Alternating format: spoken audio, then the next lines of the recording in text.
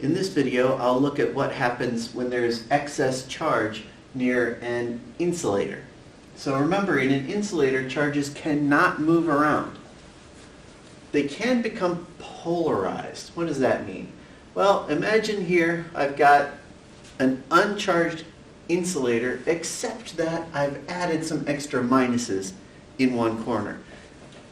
They can't run away from each other like they did in the conductor. They're stuck next to each other. What happens in the rest of the insulator? Well, the charges can't really move around, but they can move a small amount.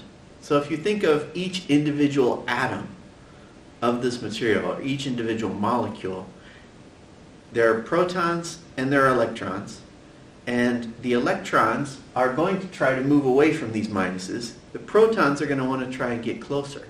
So what will happen is that each individual component of the material will shift so that the electrons are farther away than the protons. In something like water, water is a polar molecule. It has two hydrogens and an oxygen. And hydrogens like to be more positive than the oxygen.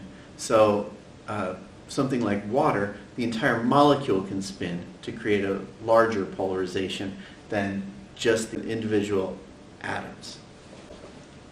So if I draw a giant atom here, the minuses will try and run away from this down to here. The positives will try to come close. So it becomes polarized. Pluses shifted slightly compared to minuses. And that will happen throughout this material. Something like that. Okay, this time, let's have our insulator again. This time there's no net charge on the insulator, but we bring a positive charge nearby. What will happen? Well, same kind of thing as last time. Here, in this spot, the atoms can become polarized so that the negative side points more toward this direction, the positive side back here. So it ends up looking very similar. Something like that.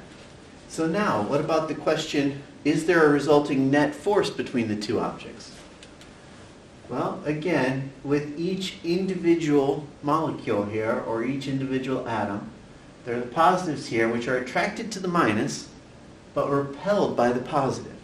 But in every case, the minus is a little bit closer than the plus is.